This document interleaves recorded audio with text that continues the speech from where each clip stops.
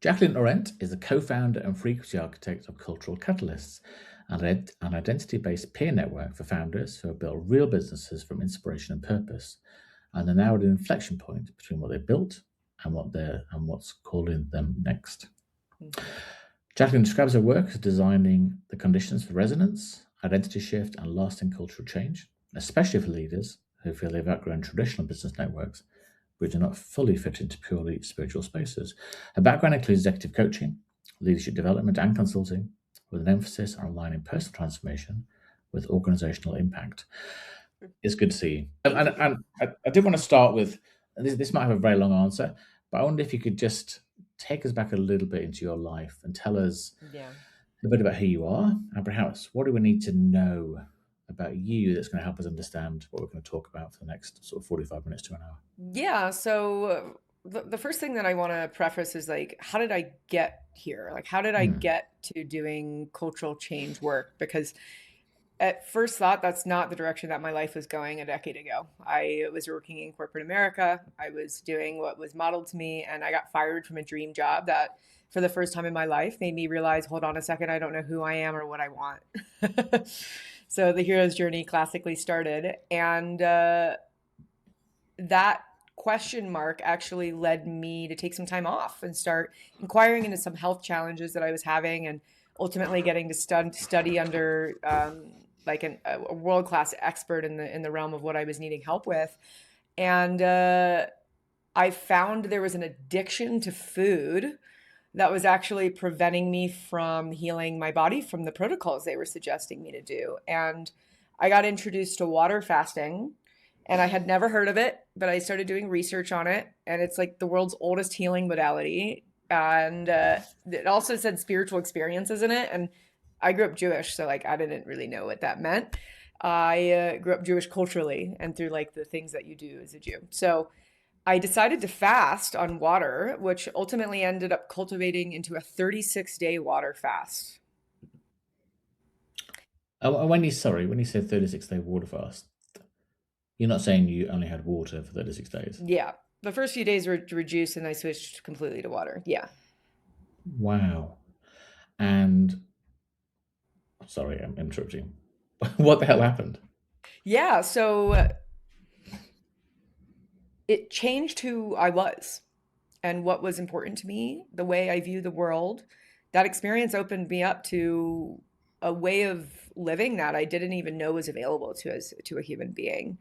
And it's been about a decade since then, and that experience ultimately led me to a path of needing to learn how to basically change and integrate what had happened and actually stabilize that within my body. And it started with, how do I actually let go of my mind, right? How do you actually let go of the programs of the mind and actually how to reprogram?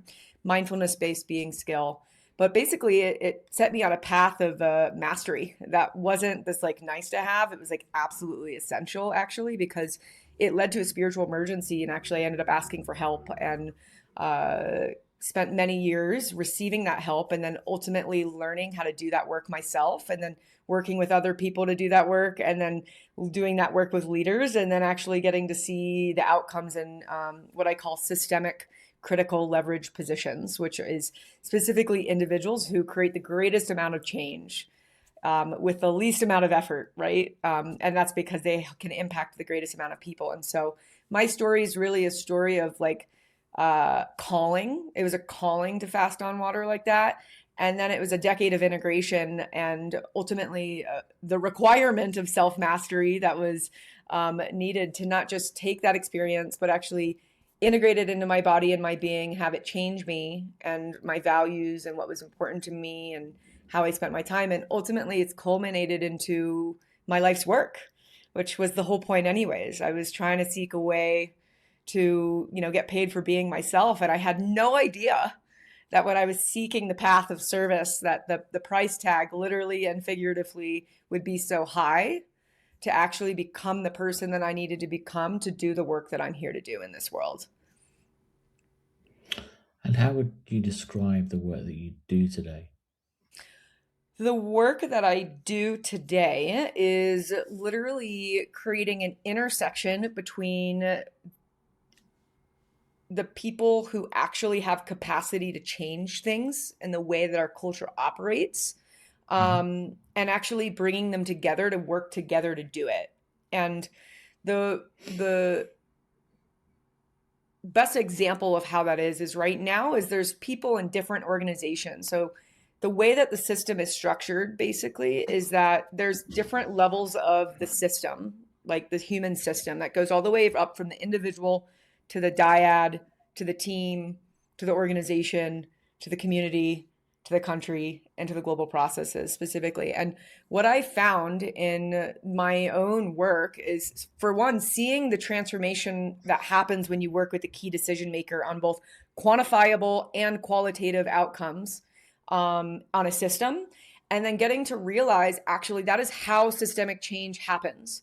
And we're actually at a time in our history right now where we're in transition from where we've been to where we're going, and a lot of what's worked isn't working anymore. And so what I'm actually building right now is the infrastructure for the leaders who are actually wanting to do something about what's happening and actually using their authority, their influence, their wisdom, their resources, their team, their energy, and actually devoting that to creating a new system. And what's so interesting about it, and specifically how is it that we do that, is right now these leaders are operating in silos. So it pretty much stops at the organizational level. And if it goes to the community level, there's no integration between the communities right now. And a lot of the community efforts that have been there are no longer, right? Like the religious sex between the things, that those things aren't there anymore. And so there isn't any communication that's happening between these different levels. And so what we're actually doing with the Cultural Catalyst Network is bringing all together these different nodes, these different leaders from different nodes, and actually having them start to open up those communication channels so new problems can be solved. So resource sharing can happen. So collaboration can happen. And ultimately a new collective shared vision for what our culture can actually look like. You said a lot there. And I guess a couple of things come to mind. So I worked for a couple of big sort of global corporate entities that were American based and had American headquarters. One had 100,000, one had 50,000 people in there.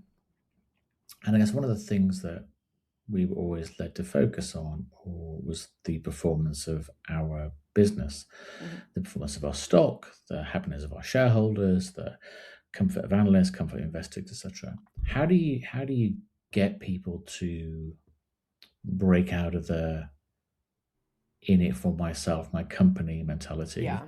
and that broader piece, which I absolutely love about, sure, there's more to life than this. Surely if we work together, we can achieve more. But how do you get people to think that way? Or I guess when they come to you, they're already thinking something. Yeah, It's totally. how do you help them sort of crystallize it, Yeah, if that's so the right the Cultural question? Catalyst founding members, they're already people who are already thinking this way. They're already Yeah. driven by purpose. They're already driven by meaning. They've already accomplished what they've set out to achieve. And there's still this but what now? There's still more within me that's possible. And so we're starting with those people that we don't need to convince of this. But for traditional corporate America, the tangible performance-based metrics have been the measures this whole time. And the challenge with that is it hasn't included the qualitative aspects of what is it actually like to be in that environment? How does it actually affect the families of the people that include them? How is it actually regenerative instead of just people trying to take? And you're saying it's like, how do we change people's focus to trying to just get for themselves, to trying to give? And my answer to that is a whole bunch of empathy. Actually, we're on the Empathy Unbound podcast. So that's Perfect. actually just truth. I didn't even realize that until I just said it. But we're genetically programmed to be selfish right now. The way that the mind and the body is structured is to make sure that we are protected and we are safe. And that's not to our own fault. That's just literally the construction of how our body has gotten us where we are. But the only problem is these same programs that has gotten us where we aren't going to get us where we're going in this next iteration. And so this emphasis on having only the bottom line being the only metric is, to me, I'm a millennial, is just highly not seeing the whole picture of what's actually really going on. And so there is a real challenge that we have between going from what it's in it for us, to can we meet our needs, and can we also meet in the needs of the others, and actually starting to let go of the areas that we're not happy. Because when we're not happy, when we're not fulfilled, right, when we don't have the meaning, the experience of being alive, we are inherently selfish. And that is actually something that goes down into some very fundamental human fears, of the fear of dying, the fear of not living, and then the fear of living fully. And these three fears basically equate to some type of purposelessness. What's the point, right? Why am I here? There's no point to any of this, right? And I think a lot of people in traditional corporate America have experienced that. It's this, like, they're on this hamster wheel of just doing the same thing over and over again. And then there's this dissatisfaction and stress and this sense of emptiness and the seeking that starts, right? Because they have all the external markers of success, but that they're still unhappy. And that's because the way that business is currently structured isn't actually counting happiness as an important metric. And as long as we're focused on only the bottom line, what happens when we actually just focus on numbers, what happens in the brain and the body, is that you go into narrow-mindedness, you start looking for problems, and you go into stress. So as long as we're only looking at that as the only thing that means success, we're missing the bigger vision for the future. And the vision for the future is actually what gives us meaning. What gives us purpose. And I know from my generation, there's this issue between, like, yeah, I want the bills paid, but I also want a job that has meaning and purpose. And so there's been an advent of organizations and companies that are doing it for the people, the planet, and the profit, right? Triple bottom line organizations are really, taking a bigger picture as to what success actually looks like.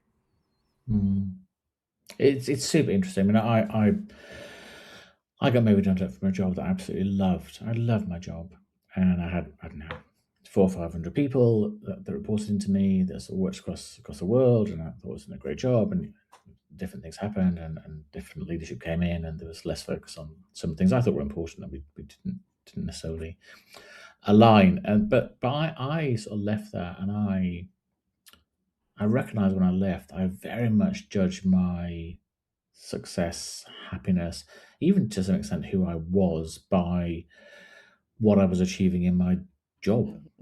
So it was crazy. It was almost like the more meetings I had, the more hours I could put in, the more people I talk to, the more. And then when it's suddenly taken away from you, it's like, oh gosh. it sounds sort of a little bit wishy-washy, but it's almost like, well, but who am I now? I've got a lovely wife, I've got 2 amazing children, but actually my job, what I was doing for this corporate entity, had become so important. And I wonder how you help people sort of transition from, I guess, achieving to becoming. That's a right way to put it. How does that happen? Yeah, well, we actually have to start by reframing the way that we look at achievement, because what you're speaking to right now is literally an example of the limitations of the mind. Okay. So the way the mind works is it actually is based off of what it can see in causality. I can see this, and therefore it causes that. It's based off the Newtonian paradigm. And the beauty of being a human being is that we have access to logic and reason, right? And there's also limitations to logic and reason when you look at the scale of consciousness, which was created by Dr. David Hawkins. So I'm going to go a little bit into the scale of consciousness, because the way that we view achievement is actually backwards. And this is part of what I actually went to grad school to study, specifically for leaders, because I realized the way that we're actually creating our outcomes and achieving the things that we want to achieve is actually based in the old paradigm, which is through causality, which is A causes B. Okay. And so in the context of consciousness science, which was founded by Hawkins. And who is Hawkins? Why would we listen to this? Because a lot of people are going to label consciousness as woo. But Hawkins was actually a physician and a psychiatrist. He led a private practice in New York City that was literally so successful that they had to keep building it out. And he was someone that they sent the worst of the worst to. So it wasn't like your traditional private practice. It was like a hospital, quite frankly, is really what he was doing. And Hawkins eventually left that career in psychiatry to actually study consciousness and bring scientific rigor to the field of consciousness, which has never happened before. And so for people who are listening who are like, what is consciousness? Consciousness is the awareness of the conversation that we are having right now, that there is this thing that is observing and hearing me and also having an actual visceral response to this conversation that you're listening to me right now. That is your observer, okay? That is your base level awareness. That's called witness consciousness. And so witness consciousness is what we all have as human beings, okay? It's just some of us are a little bit more stabilized in it than others, and some of us are completely unaware of that happening, and it's all fine and well. So one of the things that we realize in consciousness science is that part of us that is actually aware of what's happening and experiencing that actually can be calibrated at different levels of basically attractor fields is what it's called. So attractor fields are like, I think the best example for attractor fields in a way that people get it is like the difference between 3G, 4G, and 5G phones. There's different, like, so 5G is like the highest level of consciousness, right? 4G is a little in the middle, and then 3G, right? And what happens when we have different 3G, 4G, 5G? Well, we have greater capacity. We can move more information. We have access to apps that can do all these amazing things, right? It gives us technology that we wouldn't have had access to if we didn't have that bandwidth. And so the same thing goes for attractor fields. So we can actually measure one's consciousness on a scale, which is what Hawkins created. He's created a scale that goes from 0 to 1,000, 1,000 being enlightenment, 0 being death, and 200 being the critical threshold of willingness, which is life, okay? Everything below 200 on the scale is life-taking. It's associated with force. Mm-hmm. And that includes things like apathy, grief, anger, desire, like wantingness, pride, like I am right, or righteousness, right? These are all calibrated levels of consciousness that have certain belief systems and consequent actions and results that we get. And then once we get up above 200 on the scale of consciousness, we actually get access to things like happiness and acceptance and joy and gratitude and love. And one of the biggest breakthroughs that I had in this work, because I was given Power versus Force, which is this work, when I was recovering from the fast. And I got to realize that the way that leaders are leading is based literally dependent on their calibrated level of consciousness and whether or not they're creating from force, which is life-taking, or they're creating from power, which is life-giving. And specific examples of this are Churchill, specifically. Why was he able to overcome and actually beat Hitler when Hitler actually had a greater arms force? And it was because he was actually calibrating around 500, which is associated with love and sacrifice, versus Hitler was under 200, somewhere around shame. So we can see the actual determinants, the underlying determinants that are the underlying field of what's causing things to happen. And this is where we actually find nonlinear dynamics and chaos theory, and moving into metaphysics and how change actually happens from one's being level. And so when it comes to productivity, what we actually get to realize is that who we are actually affects our level of productivity and the outcomes that we produce. And so when you look at the scale, are you in happiness or productivity, right? Most people aren't. Actually, they're in hyperactivity, which is doing things really quickly. The quality of their work goes down. They're not able to hear people. They're reacting to what's happening, or apathy, nothing's happening, or inertia, no change is happening. But once you actually raise your awareness to above 200, you literally start getting access to miracles when you have access to love and gratitude and joy. And that's out of linear causality. And so that's what metaphysics has shown us for the last 20 years or so, is what you think causes that. There are things that could be causing that you have no idea, because there's a greater context of reality than what you can see. But the research shows us is the way you be actually affects what outcomes you produce. The timing of this could not be any better. And just explain for a second. So I'm doing a PhD at the moment, and it's looking at our relationships with AI, humans and AI, and whether there's sort of ethical considerations, etc., etc. And one of the big things I'm studying at the moment is consciousness. And I was talking to my supervisor last week, and we were having this sort of fairly heated debate about whether AI is or can be conscious in the way we understand it. But then they were sort of saying, well, but animals aren't really conscious in the way we understand it. But I know that Hawkins believes that animals are certainly conscious and have relatively high levels of consciousness. And if you look at the sort of scale about love and happiness and et cetera, it's very natural to believe that. And I wonder just your take on whether consciousness Yeah, is very much something that is of flesh and blood. It's something totally. that, because if you listen to the latest report from Dario, the CEO of Anthropic, saying, I'm not sure if our AI is conscious now. Well, I think, oh my God, you hear that, it's terrifying. But do you feel that they are missing what consciousness really is about when they talk about AI, which ultimately is ones and zeros, Yeah. whether AI has the capacity to be conscious?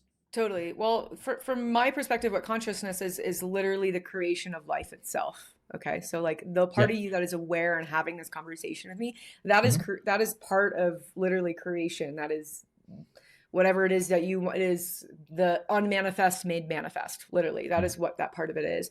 And the way I view AI specifically, and I actually was at a woman in AI meetup many months ago, and I actually stood up and said this, and they were very startled for what I'm about to share, which is when you actually look at the scale, objectivity, logic, and reason stop at 499. Okay, this scale goes Mhm. to 1,000. Yeah. Yeah. So Yeah. 500 and up to 1,000, which are associated with love, is Mhm. 500. Unconditional love is 540. 600 is peace, okay? And then 1,000 being an enlightenment. You can show there that there's a whole realm of functioning and awareness that AI doesn't have access to. And the Yeah. best way that I explain that is that AI is limited by logic. So it will be able to understand what you're experiencing, but it's never going to be able to actually experience it. So just like it can, people are like, well, I can use an AI for therapy. And that's true. And at the same time, the AI is never going to actually be able to experience empathy. It's never actually going to be able to give you compassion because it literally doesn't have that function. Because it literally shows you love is higher than objectivity, logic, and reason. So the Mm. limitations of AI is that it cannot be a compassionate human being. And that's actually what binds us, is the ability to have compassion for our own humanity and for the humanity of others. And AI will be able to understand it, but will never be able to experience it. It's a difference between phenomenal consciousness and access consciousness, isn't it? The whole, yes, you can be aware of something and understand it, but it's very, very different from actually experiencing it and being Mm-hmm.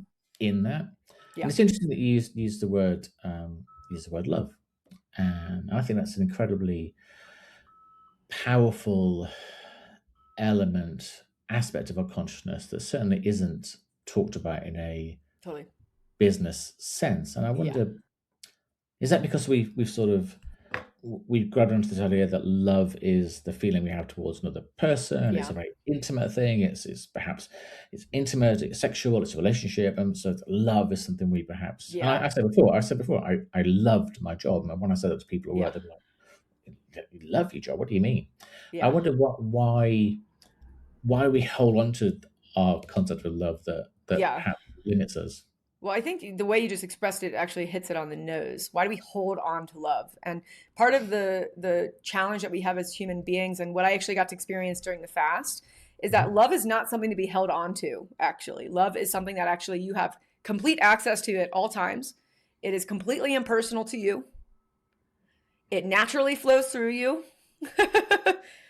As long the blocks to it are clear. And so this whole idea of thinking that love is outside of us is literally the basis of what the Buddha taught. Okay? That grasping and attachment is the source of our suffering. And so as long as we think that love is something to be obtained out there, it's through what we do or what we have, and it's not just who we are constantly going to be chasing and not going to be finding it, and we're actually going to be suffering Mm. because of it. And so when we actually look at, what love actually is, it's the greatest force in the universe. It is the thing that is all of us, that is great. And we talk about this all the time, and this is where it goes into the woo world. But when we actually look at business outcomes and what happens when you use and have access to love, and a founder, for example, give a specific example to ground this, is that I was working with a multi-business founder whose team was walking out on him, and I led an intervention for him and facilitated a breakthrough for him. And what was underneath it was a childhood wound. And once we let it go, he had access to a vision of his potential that he knew what he was capable of, but he never had access to. And then his whole life changed, including his weight, his leadership capacity, his revenue, His ability, he even attracted his fiance after that, right? Like his sexual vigor returned, and he was actually able to tap into his potential that he didn't have access to. And part of that is our perception of what's possible is limited based off of the programming that we've received, whether it be our environment or our genetics or the cultural conditioning of how things are done around us. And so it literally limits our perception of what's possible.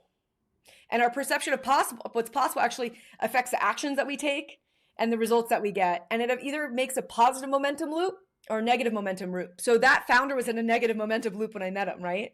But by changing the consciousness that was affecting the belief systems that he was having, it changed. He could see his vision and he saw himself achieving his goals. He started taking different actions and he started getting different results, and it literally changed the momentum that he was on. And this produced better retention in terms of employees. He was able to attract and retain better talent. His businesses were able to go into the green. He was able to lose 30 pounds, and he was able to be the love of his life. Okay. So this goes to show you, and that was because we had to actually have him accept and bring forgiveness and understanding to the part of him that got caught wherever it got caught. And once it released, right, when we had love hold that, then we were able to access those extraordinary outcomes that only can be explained by miracles and synchronicities. So that is why love is the most powerful vehicle for leadership development and organizational change. It's because the outcomes that are possible are way greater than one's imagination. And if we think we know, which is the mind likes to do that, the mind is like, I know best. I am right. I am the best. I know all the things. That actually creates a limitation because it prevents you from seeing the miraculous and being open to possibilities that can surprise you. And that is actually where I believe the way that we need to change organizational change and systemic change is based off of that love.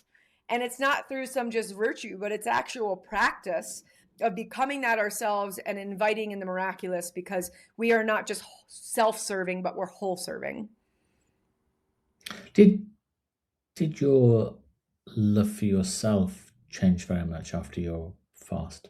Yeah, that was the most startling experience from it, because I didn't love myself beforehand. And my roommate at the time, she was like, why aren't you dating? And I was like, well, I'm not able to love another person right now. Like, I don't even love myself. And what I actually got to experience firsthand during the fast was that eventually I was so full with love, self-love, that it started to pour over naturally to the people around me.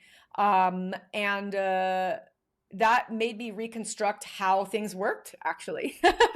I was like, oh, for this to actually be a regenerative system, I actually have to love and accept myself. And so part of the Cultural Catalyst Network is a technique called emotional freedom technique, actually a clinically researched tool that is primarily used and researched for PTSD. However, it also uses pillars of self-acceptance and forgiveness and mercy and respect and understanding, in addition to CBT, cognitive behavioral therapy, and actually tapping on the energetic meridians of the body that have Chinese medicine has studied for thousands of years. And the results are miraculous, because when you actually, and that's the thing, is when we look at how traditional business has been formed, it's not addressing the humanity of even the people. They're more interested in their performance outcomes rather than creating a holistic service system that doesn't just serve the people that it makes profit for, or the people, the families need to be supported. The earth needs to be supported. It needs to be whole serving. Otherwise, it's not going to be sustainable. And I think that's where we are right now, is that our earth is like, this isn't working. Like, you keep just drilling, you just keep taking, and I'm going to light things up in ways that are going to burn down some of your dreams right now, because you're not listening to the bigger picture. And that's just a limitation of the Newtonian paradigm. And I think that's in the process of changing right now. I really hope so. I mean, it's interesting. So when I finished my last show, I went off and did a master's in behavior changes and sustainability, because I'm sort of passionate about the environment and passionate about how things are currently, I think it's the right thing to say, is not working. And I think one of the things that challenges me, and we've also got the issue at the moment with the Strait of Hormuz and oil flows and gas flows, those sort of things.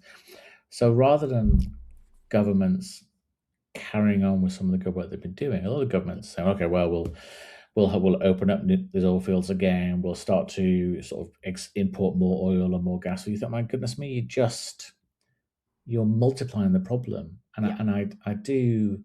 It's fascinating to hear what you're saying. I do really think if politicians, governments, global entities came at what they're doing through the lens of love and togetherness and global productivity and the global way, things just feel a lot better. Yeah. So you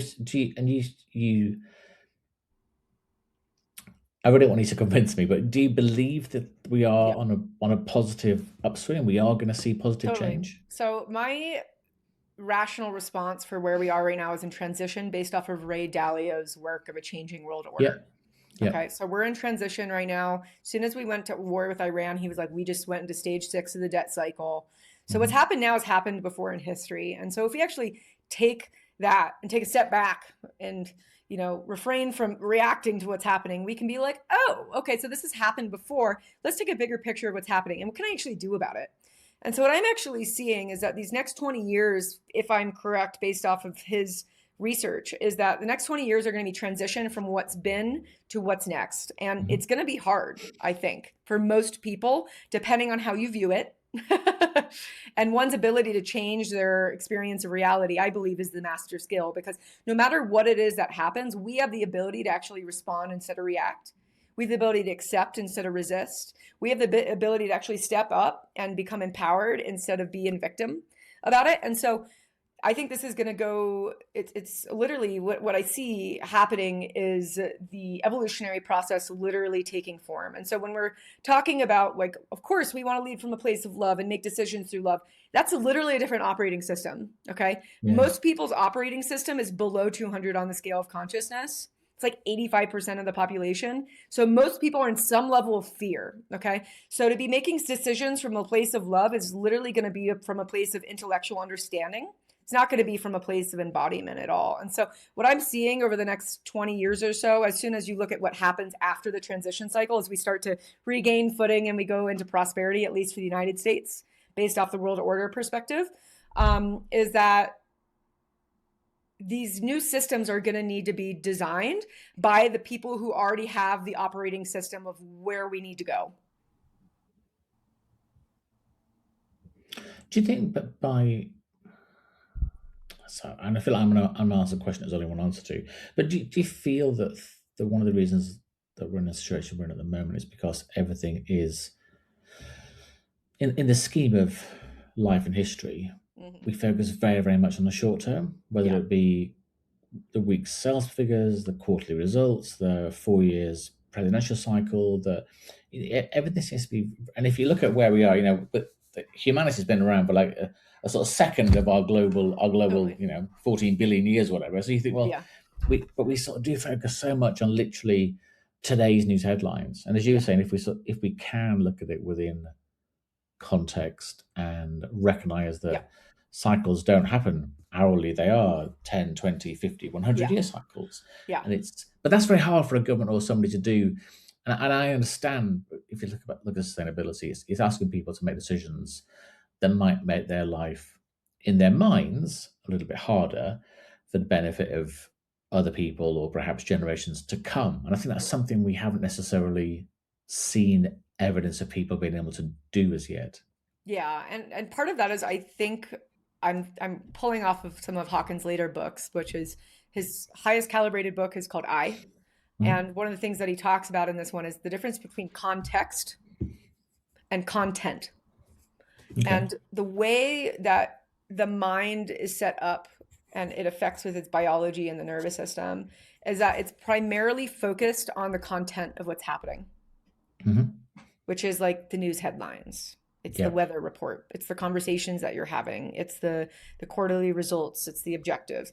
And then there's a greater reality that's actually underlying that. That's the invisible field of consciousness. That's context, the greater picture that you might not have access to, right? And part of that is human beings think that we are in control. Or that's part of what keeps us safe, is that ability to be able to produce specific outcomes.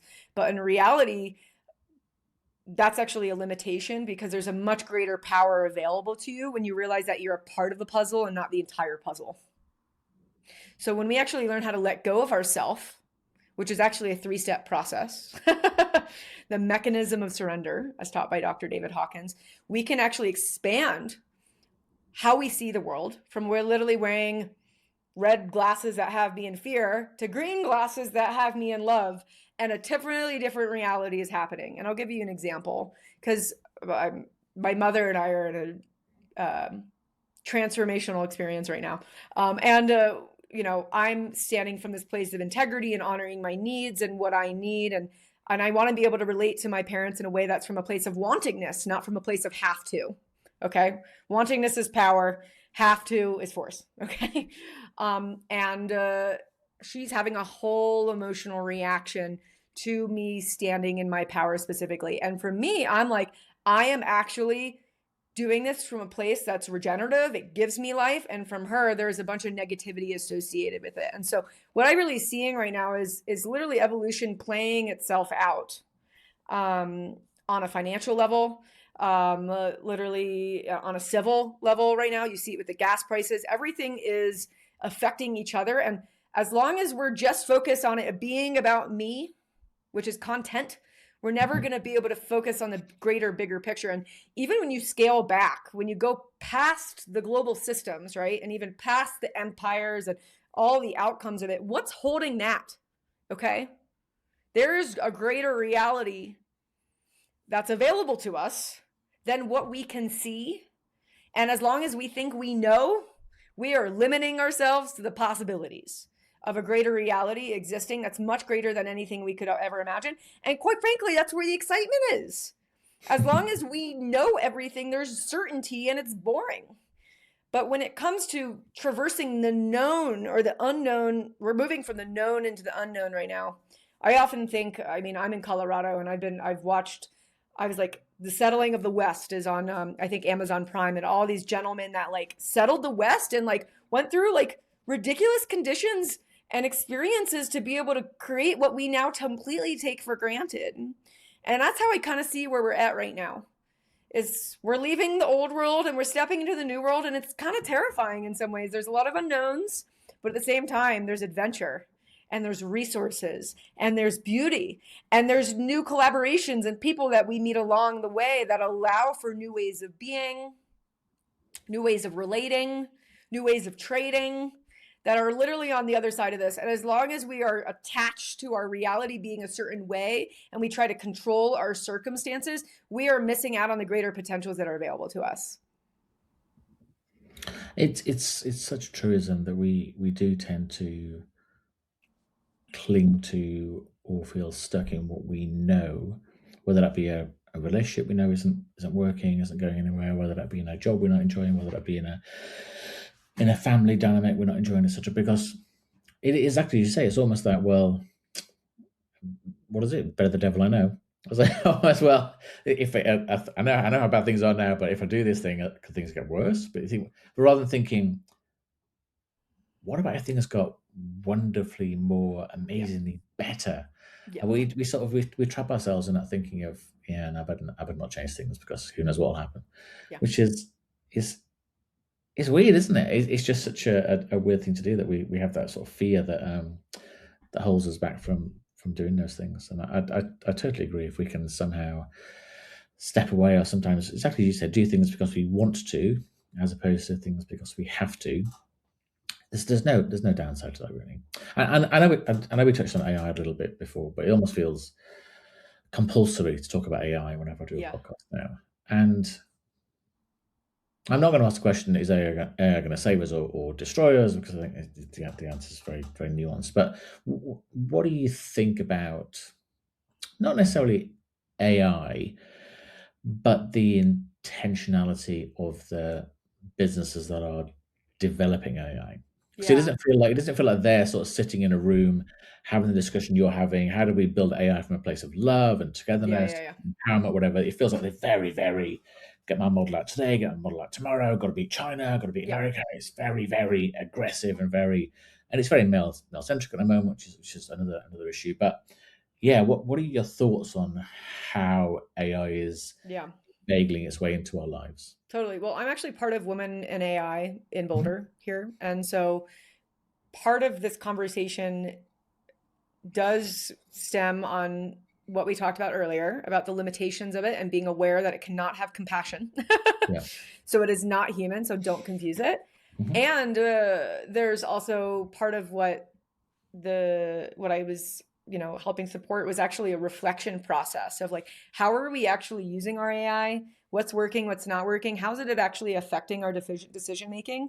And what I encouraged them to do is making sure that there is an audit of what is actually the outcomes of what it is that we're producing. And this is actually based off of Ray Dalio again, like his success loop. Part of that is actually reflecting and iterating, reflecting on your decisions and their effectiveness of your decisions. And right now, um, things are moving really quickly, and there's not any reflection happening. It's all just straight growth. And so part of what Woman in AI is actually doing is creating a reflection process to actually have that be part of your relationship to AI. Because part of what I see the challenge of where we're going is that there's something called individuation in psychology, which is the part of it becoming who you basically are. And there's 3 steps to individuation. This is based off of Dr. Nathaniel Branden, who studied self-esteem. It goes from emotional individuation, which is I can handle my emotions, to intellectual individuation, which is I can make decisions and I can own them and I can trust myself to make good decisions. And then the third level is moral individuation, which is I'm going to stand in what's right and wrong, regardless Mhm. of the circumstances. Most people are stuck in emotional individuation. They are still children internally. They might look like adults, and I'm talking like 60 and 70-year-old people looking like adults, but they're actually not functioning like an adult. And so you're basically giving something that is like the peak of achievement in terms of intellect, okay? Right? Because that's where AI stops, is basically intellectual genius, to people who aren't emotionally developed. And so part of the challenge that I think we're actually going to have is the ability to discern what's actually me in my decision making and what's the AI. So what I'm actually talking about is Yes. creating an autonomous relationship with AI, and that's part of what Women in AI is doing, is using that reflection process in our relationships with AI so that we actually are the one in the decision making seat, not the AI. And Dalio would say the same thing, is you don't just take the information and just let it do its thing. You actually need to be the discerning factor before you go use the infinite information. Mm. Um, and I think the biggest challenge that we have right now is people aren't doing that. They're letting the AIs kind of do their own thing. They're kind of setting them on their own autonomous thing. And there's not reflection processes built in to have audits of what's working and what's not working. And other aspect of it is the level of consciousness is literally what creates the system. And I'll borrow from Einstein here, which is he's like, the problems that we have were created by the level of consciousness that created them. Okay. So that means a lot of the systems and structures that we have are built from the people and the awareness and the sunglasses that they're wearing. And the same thing is going to go into the AI systems that they build. So for me, when I think about the systems that are being built, it's really important that the people themselves are calibrating above 200, Yeah. because they're actually going to be building code that is actually life-giving and holistic rather than life-taking. And I think that's where it's going to come into push and to shove, is some of these systems are not going to be life-supporting.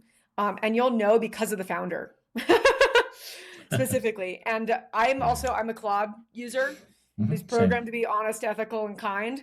That's in Mhm. alignment with my values. Mm. And they're actually building that into the infrastructure of how the thing makes decisions. And so, I even read that they hired like someone who like specializes in ethics to like integrate that into the AI. And so we have to learn how to systematize some of these ethical principles while also making sure that the AIs are still telling us to make our own decisions.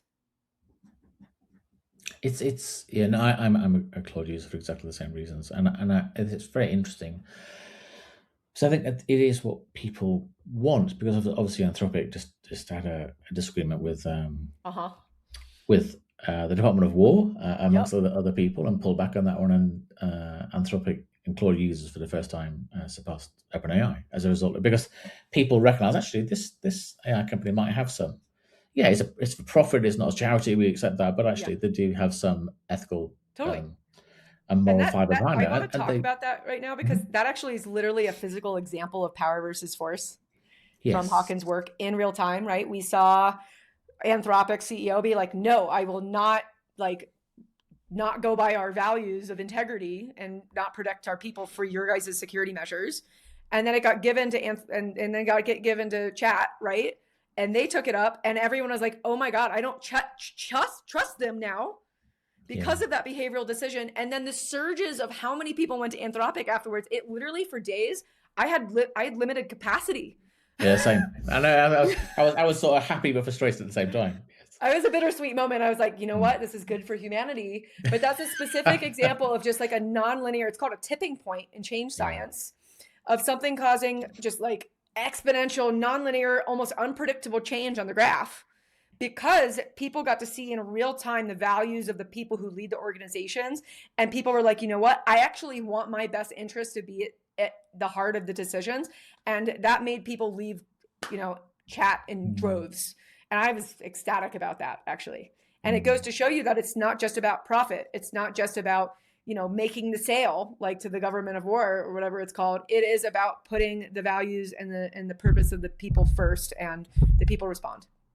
Yeah, definitely. And it just shows that the people do want the chance to do the right thing, Mm-hmm. and by the right thing to do things that are right for other people as well. Really, it's interesting. You're talking before about the workplace, how people view work or whatever, Mm-hmm. and just there was a big report came out this week from Gallup, and they do an annual State of the Global Workplace report, and they talk to 250,000 people, so a lot of people, and two findings that saddened me greatly, but you've given me some encouragement. One finding was that only 20% of employees feel engaged with their company's Yep. purpose, and only 22% of employees feel engagement and supported by their manager.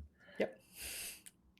That's shit. I mean, that is ridiculous. One in five people Okay. feel supported by their manager. One in five people feel that they align with the purpose of the business they're working Uh-huh. for. What that doesn't say anything about the people as such, but it says a lot about the state of work today. Yes. So how do we how do we get from there to where you are Yeah. to where we should be?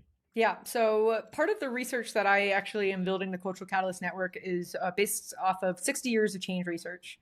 Mhm. I got introduced to someone by the name of Richard E. Boyatzis in the process of getting into grad school. And I didn't even know who he was actually, but my AI was like, you need to talk to this person. They're totally relevant to what you're doing. So I reach out to him. He reads my whole thesis and my outcomes and what I was needing. And he was like, you were correct. Your thesis and how consciousness is the root of systemic change is correct. And this is where it maps to in my intentional change theory. It's called the emergent field. And I was shocked because I didn't know who this was. I thought I was innovating. And I got humbled because I realized that he's actually already spent 60 years of research. How does change actually happen from the individual to the organization to the community, all the way up to the global processes? And Boyatzis has spent the last 60 years researching that. He's a Case Western University researcher now. And he actually told me to read his magnus opus. He said he wouldn't talk to me until I read his magnus opus, which is the book that I'm talking about. And he has actually spent the last 60 years showing you how change actually happens at all these different levels at a systemic level. Like how does the fractal change? How does sustainable, desirable change across all these different things? And one of the things that he points out is, and he points out is in regards to organizational change efforts, as long as they're focused on a problem, they will not be sustainable. Okay. Because it literally makes the body go into fight or flight, makes the mind Yeah. focus on problems, and then it depletes the nervous system and the physiology. So that in itself is a huge wake up call for organizations who are focused on details as their objectives, or even problems as their objectives, that it is not fulfilling. It's actually draining. So that's the Mhm. first thing that research actually tells us. And then the second thing about, how does change actually be sustainable and desirable? Because we were talking about how hard it is to change. Mm. What's required for someone to actually be love and create extraordinary outcomes, and both in their personal and professional life. And one of the key principles of intentional change theory is connecting to one's ideal self, or in a group, it's called a shared cultural vision. Okay, a Mhm. shared vision. And what makes a vision, whether it be personal or collective, actually create the fuel to actually sustain the change efforts is something called PEA, which stands for positive emotional attractor. You could associate that with the positive attractor field on the scale of consciousness. And it literally fuels our body. It regenerates it. It's like going to the gas station and filling up your car. When you have a vision, both individually and collectively in your teams, that lights you up, that excites you, that turns you on, that gets you out of bed excited every day to work on it, that actually is PEA in action. And what that does is it puts your body into a place of rest and digest. It creates neural networks, and that you're open-minded, you're able to collaborate, you're able to think creatively. And most importantly, the way that we change is actually dictated based off who we want to become. And so if your organization has nothing to do with what a person wants to become, they are literally just there to show up for a transaction. That's why these purpose-driven businesses, something where there's a cause, it doesn't have to just be a nonprofit or a B Corp. It could be an organization that's actually focused on some type of service or contribution. There's meaning involved in actually, being of service in a way that fulfills us. And so up until now, the way organizations have functioned is based off the science of achievement. And the way that I see we're going is that we're actually including fulfillment into the structures of how we do business, because that's actually acts as the fuel. And at an organizational level, there has to be a collective shared vision that gives your team fuel, that lights them up. If you're just doing it to, it's funny, a couple of years ago, I was looking to go back into the workforce. 80, 90, 95% of organizations, I said, were just totally meddling in the logical mind. Okay. They were just like creating functions on the internet that create certain things, but there was no meaning or purpose to it. And when we serve something greater than ourselves, that's where we find meaning and purpose. And the same thing goes for recovery as it does for finding meaning and purpose in an organization. There has to be something that we are contributing to, that we are giving to, that actually fuels and sustains us, because that's what makes us human and that's what gives us meaning. And the problem right now is that the systems aren't set up to do that right now. They're extractive-based systems that are just focused on primarily getting their own needs met, even at sometimes the cost of their customers, or even for a short-term gain. So as soon as we can start opening up the perspective is, what's a service, a product, an experience, a expertise that can be offered that helps them and helps me, that lights me up. And again, that's PEA. It fuels the body and actually sustains the change efforts, because when it comes to doing something new, especially if we haven't achieved said vision, which is part of what makes it a vision, when we vision from the collective, from a vision that's greater from the future that excites us, what it does is it actually helps us overcome the inevitable challenges of getting to the vision. And what actually is fulfilling is the process of becoming.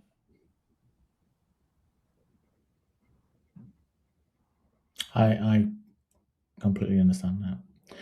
Not wanting to be selfish. How are you for time? Great. Oh, perfect.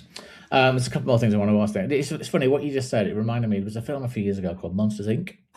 Yeah, of course. And they had the big thing at the start of the film was they powered their planet, powered their workforce, powered their plant by capturing the screams and nightmares of children. Yeah. And they discovered towards the end of the film actually that the power of laughter and joy and happiness was so much more powerful. And you saw all these canisters exploding. And see, just exactly what you're saying is that we're sort of trapped in this doing and this sort of small mindset. But if we get bigger and bigger and we think about, well, how happy are we? There was just the World Happiness Index came out a few months ago.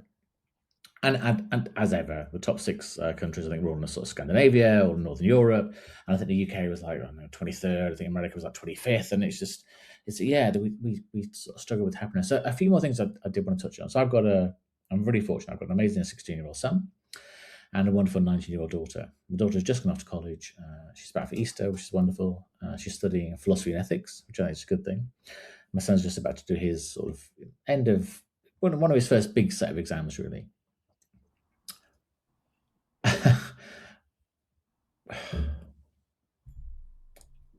What should my wife, what should I be saying to my children? Because all they've seen as such is Mum and dad go to work, they come home, and they sort Totally. of work later and later. They ring up, they're going to be late, put the dinner Yeah. on. They have to work weekends. They're sort of logging on Sunday to do things, Mhm. whatever. Which is not, it's bad from us, etc. But then they're seeing that, but that's enable to just go on holiday, have a nice house, have nice holidays, go to nice schools, whatever. What I really, really would love them to do something that filled them with happiness and joy Yeah. and satisfaction, rather than see success as about being get on the ladder, get your first promotion, get your second Totally. promotion, getting him on the door. What Totally. help me? What should Yeah. I be saying to them? So the first step in the change process is literally connecting to your ideal vision for yourself, which is who you want to become. What is the impact you want to make?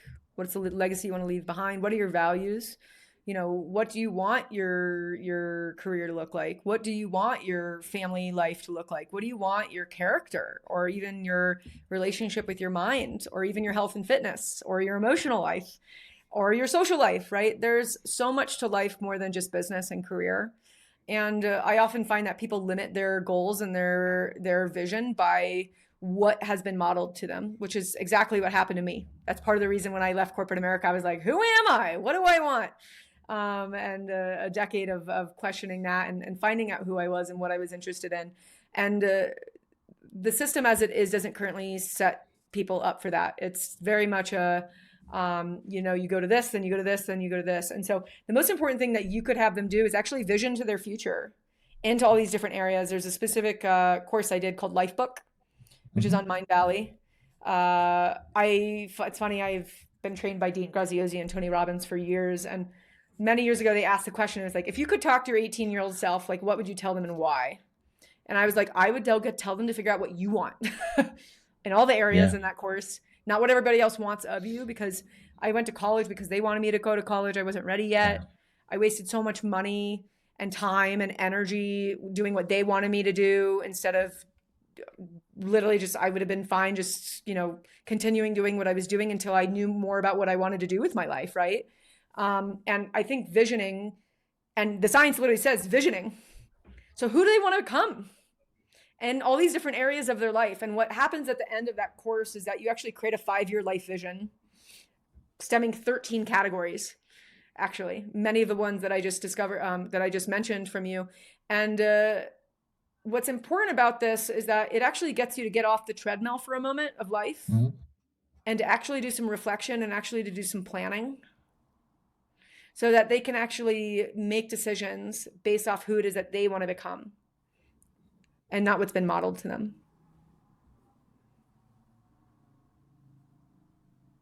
It's certainly a question I was never asked.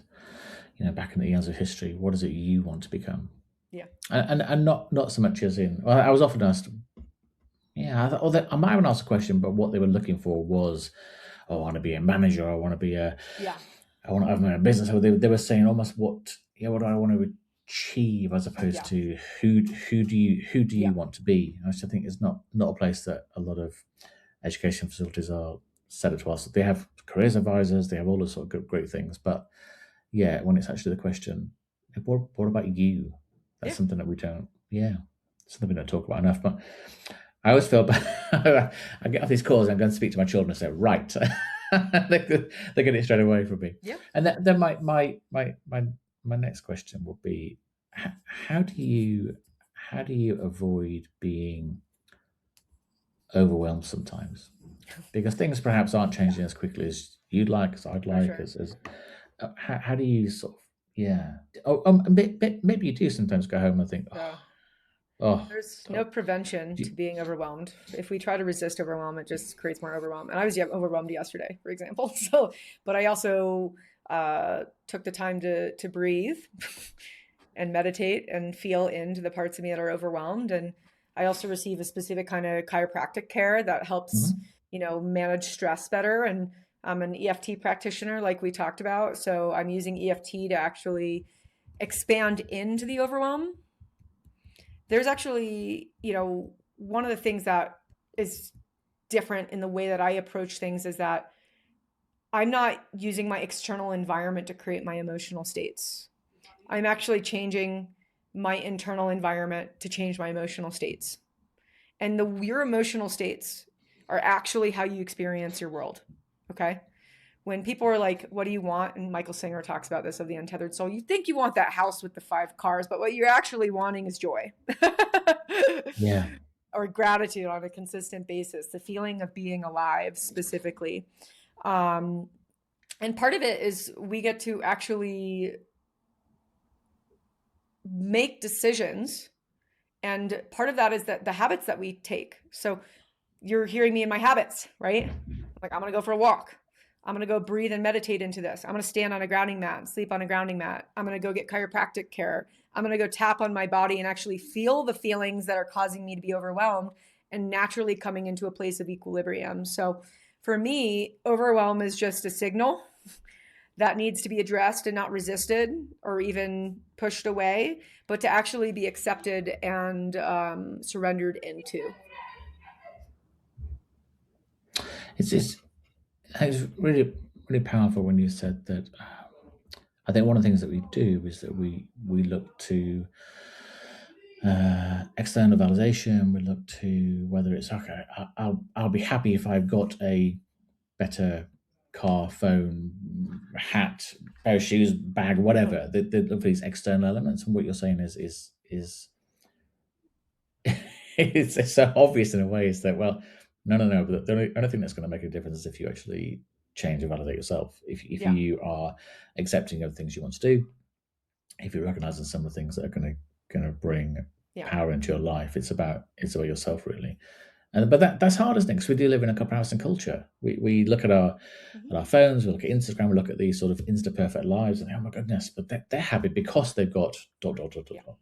Not thinking actually that isn't their life at all. That isn't the life they're living. And if they're happy, it's not because of that. It's in spite of that. Totally.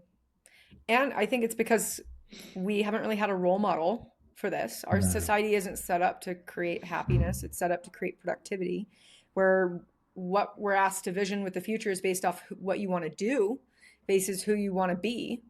And what you do naturally comes from who you want to be. Mm. But we're limited in our perception of how things happen. Mm-hmm. So we're not able to actually address the root cause, which is the internal dissatisfaction and stress that we're holding, which is why it often leads to seeking. So you were saying, like, I felt so accomplished when doing all these things in an organization, and my self-worth is based off of my productivity, and that gets taken away.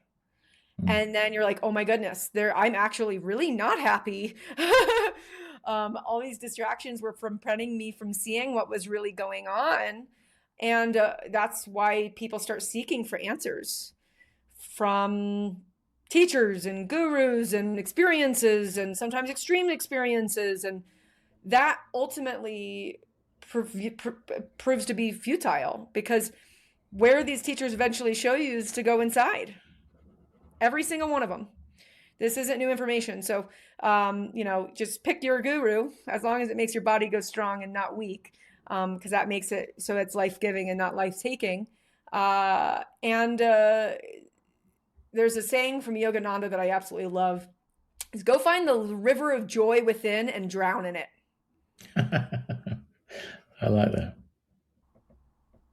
Sometimes it feels that's the scariest place to look, isn't it? Inside. Because it's easy for me to buy another car or whatever, or go and look at a new phone or whatever. It's they're easy things, and it just might give me a tiny dopamine hit at the time, but actually doing their work to look at. And I found when I left my job, at the same time my mum passed away, and then my dad died recently, and lots of things happened at sort of similar times really. So I went to have I guess what we sort of just term classic traditional therapy, and I found it was sort of useful from the neck up, but I very much held tension, negativity, pain, anguish in my gut. I can almost describe the shape and feel of that mass, if you like. So I think there's a lot in what you're saying about actually that somatic element as well. And I think we're still away in the UK. We're still a way away from actually accepting therapy as a thing. So actually talking about somatic healing and all the things. I think that's where perhaps I hope humanity gets to this place. Actually, we have our mind and body, and we are ultimately energy, and it's how you can flow all the energy. It doesn't just stop at your neck. You can't just fix your head. Yeah. That isn't going to cover it. It's all about the sort of somatics and the whole body experience. Yeah. It is. And I had to learn that the hard way because I didn't have, I had the necessity of having to change. And part of it is I had a reason great enough to be able to go into that darkness Yes. and that unknown and that fear and that despair and the darkest place in the human psyche that everybody's scared of. But that's where I found my courage. That's where I found my power. So my final question has to be: what do you know? What's next for you? What the next few years hold for you? Yeah, I'm at such an exciting place in my life right now because what I've been working on for the last decade is finally starting to manifest into my life's work. And my life's work is the Cultural Catalyst Network. It is the integration of much of the research that I've been given to take me from post fast to actually changing the way that humanity functions. And for me, it's been really important to be a bridge between the spiritual and the people who are very practical. And the reason being is because Dr. David Hawkins was that way for me. Mm-hmm. He provided a bridge that my intellect could understand, to understand some of what happened during the fast, and to also integrate what had happened and to learn from it and to actually have it change me. And so what we're actually doing in the Cultural Catalyst Network is literally a synthesis of the transformation that I had to go through, eventually get to help other people with, and then eventually leaders in systemic or critical positions, and actually get to apply the research on how to do it. So we're bridging consciousness science, but we're also bringing 60 years of change research and the science of scaling with Dr. Benjamin Hardy, who also read my thesis and was like, don't read any of my other work besides this book. And so we're actually integrating that into a system and creating the network, the information structure, so that the people who are actually wanting to create a new culture, which in our case I called cultural catalysts, is giving them the social identity group that they actually need so that they can come into a collective shared vision and actually create a new culture and actually make it sustainable. And so for me, I'm in a position of like architecture right now. It's funny because when I was really young, I wanted to be an architect, but I never thought I would be like the systems architect for designing a new culture at the moment. And that's exactly what I'm doing. And where I'm seeing this going in the next couple of years is that we're going to be actually taking this research and applying it for the people who are like, I'm a pioneer. I want to be at the front end of this. I want to do something about what's happening. And I have the commitment and the capacity and the resources and the energy. And actually using the science in real time and actually iterating and reflecting and actually starting to make the change that they want to make on the world. And so we are at the very beginning of creating the new as the old falls. And I'm at the very, what's the word? I'm trailblazing that specific sector of technology and change at the moment. If you look back at how your life was before the water fast and where you are now, it must just feel like literally a different person. It's a completely different person. I've actually gone through 3 different names. So I've gone from, I'm currently going by my birth given name of Jaclyn, but I went from Jackie to my Hebrew name, Yaakova, and Kova for a period of time. And then I just switched to Jaclyn. And part of that is because I have literally changed. And even my dad a couple of weeks ago, he was like, where'd Jackie go? And I was like, I finally got the memo 9 years in. But yeah, my values changed. I grew up in an environment where my dad's an executive. He did very well. He was very successful in his specific area of work. And for me, what was important was money. And then after the fast, one of the remarks he made, and after I was getting the support I was needing, he was like, you've gone through a transformation.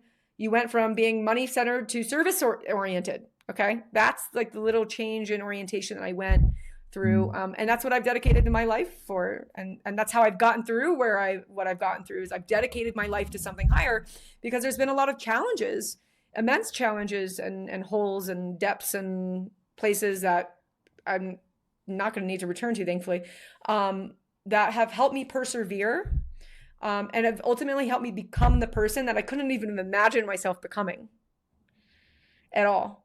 I was actually on a podcast a couple weeks ago about greatness.